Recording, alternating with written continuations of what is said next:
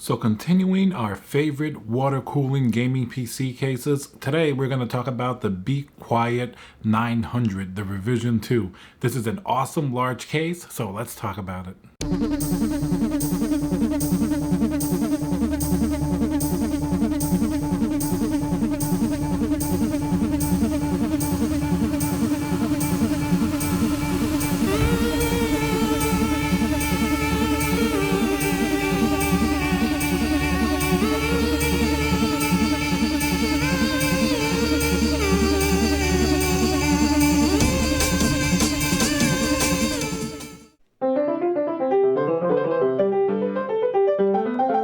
Hey guys, Tiago with Classical Technology here. Thank you for joining me for another video. If you like my content, subscribe, smash that like button, leave a comment below. Alright guys, so if you've watched the other videos in these series, you'll know that I love water cooling cases, and each case has its own individual perks and sometimes downsides.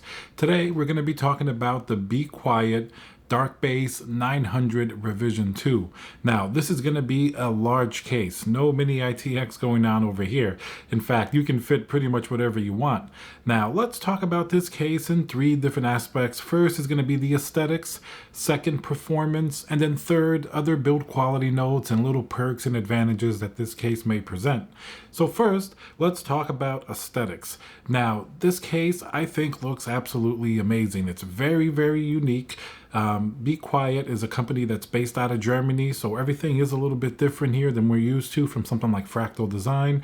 First, you have these orange accents on the case. I actually really like it because they have that same orange lettering on their fans, so you can really make things sort of mesh.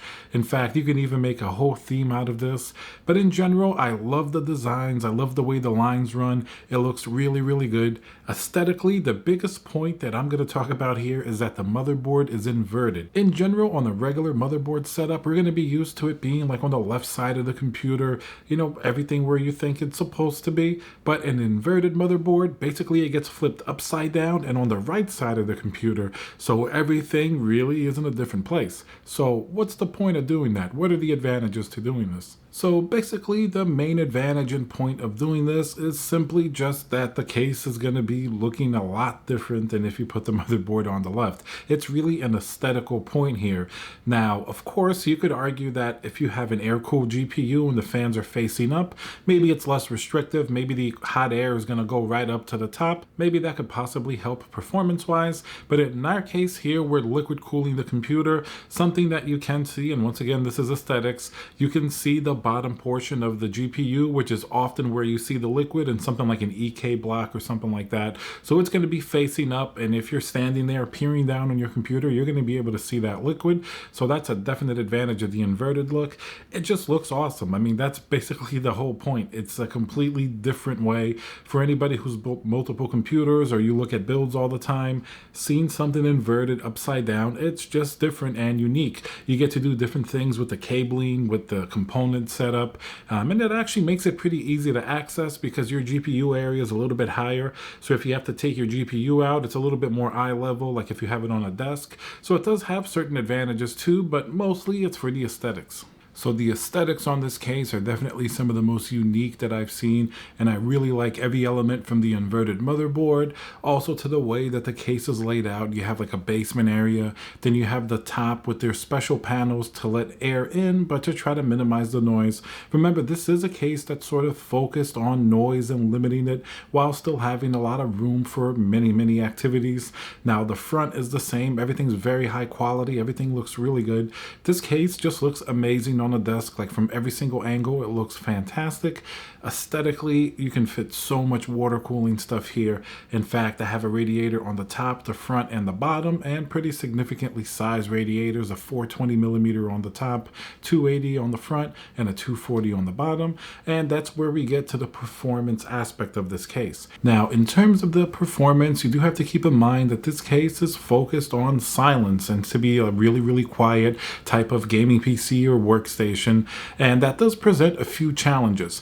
First of all, performance for water cooling in terms of space is really incredible. I have a 420mm radiator on the top, like I mentioned, 280 on the front and a 240 on the bottom. Likely I could even fit a little bit bigger. And I also have a 120mm radiator on the back of it, where traditionally this would be the back fan, but it's on the bottom right because it's inverted. Now, that is a significant amount of radiator space, maybe even a little bit overkill, but I did want to utilize as much radiator space as I could because I know that this case has restricted airflow due to its silence focus. Now, in order for this case to be a silent case, they did put very thick paneling everywhere. There are filters on the top and on the front, on the bottom. So these are definitely going to diminish your performance because airflow is considerably less. For example, one of the first cases we did in this series is a Cooler Master H500M. In fact, I have it right behind me over here. This case takes a different approach. It's absolutely open. It has a huge front panel that's meshed with 200mm fans. So this case is actually surprisingly silent because you get so much airflow coming through that generally you're going to have to keep your fans at a pretty low RPM just because airflow is more than adequate. Now, on the Darkbase 900, you really don't have as much airflow going on here.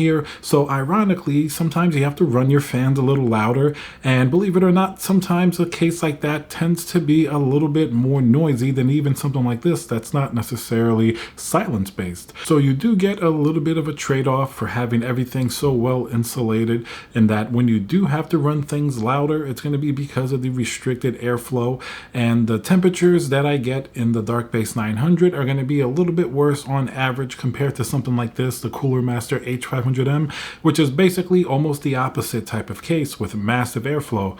So that's just one caveat to building in this case. While yes, it does have a lot of great room for radiators, that's going to be cut down a little bit by the reduced airflow. Now, it's not to say that the airflow is absolutely terrible. It really isn't. Airflow performance is still acceptable. The GPU is just probably a few degrees warmer than if it were like in an open case like this.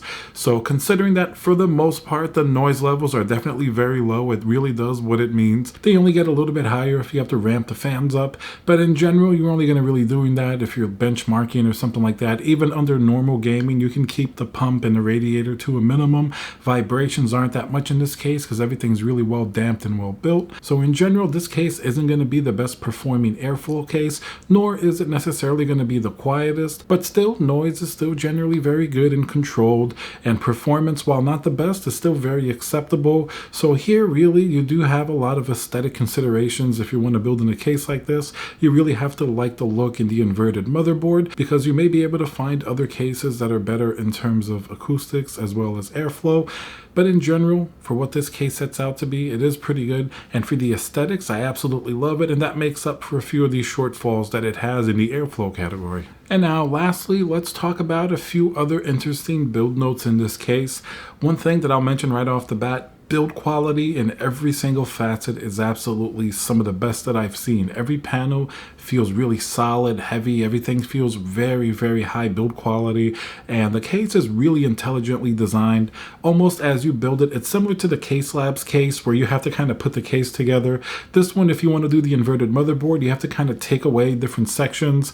And everything's pretty easy. Nothing's really too complicated. You just sort of follow where things go, follow the directions. You invert the case. So for that, I give him props for making it absolutely extremely flexible case. You can make it a regular motherboard case if you want. You don't have to do it inverted. But of course, if you're going to get this case, why not make it inverted? Stand out from everything else, because not too many cases on the market can do an inverted motherboard. So for that fact, it's really, really flexible. And if you want to fit a lot of hard drives or anything like that in instead of water cooling, you certainly can. You have more than enough space sort of in the basement and even in that back wall if you don't want to do water cooling. Even if you want to do hard drives and water cooling, you may have to sacrifice a little bit of radiator space, but you'll definitely also be able to do that. Other great positives about this case, sort of the top of it has your different in and out ports, your different USB ports, fantastic connectivity, everything's really nicely laid out. And it also has a Qi charging pad for your phone. So if you have a phone, just slap it on there and it's going to charge your phone. Even though that is a little bit of a gimmick, that is actually pretty awesome. And it's come in handy more than once when I'm sitting at my desk and I don't want to connect a cable or anything like that. And if I don't have a different charger, I'll just throw my phone on top of my computer case, let it charge charge it. I mean, that is pretty awesome. That's one of those little quirks that make this case different, with the inverted motherboard, the charging port, sort of how everything functions and can be customized in this case. That's why I really, really like this case. And if you like the look and aesthetics of it, I think it's definitely one you should do a build in. Now, Be Quiet does make a few smaller versions, like a 700 series, a 600 and 500 series, that aesthetically they do look very similar. Not all of them, of course, are going to be able to do what this one can. This one is just the much bigger case, so you're going to have a lot more options. Like the RGB integration that it comes with is really, really nice. It's really cool. It comes with RGB strips already. There are so many little delightful things that you find out about this case as you're building it that it really is something that you have to experience. That's why I'm happy to recommend it amongst some of my favorite water cooling cases. Alright guys, thank you very much for watching. Remember to subscribe, smash that like button, and I'll see you guys on the next video.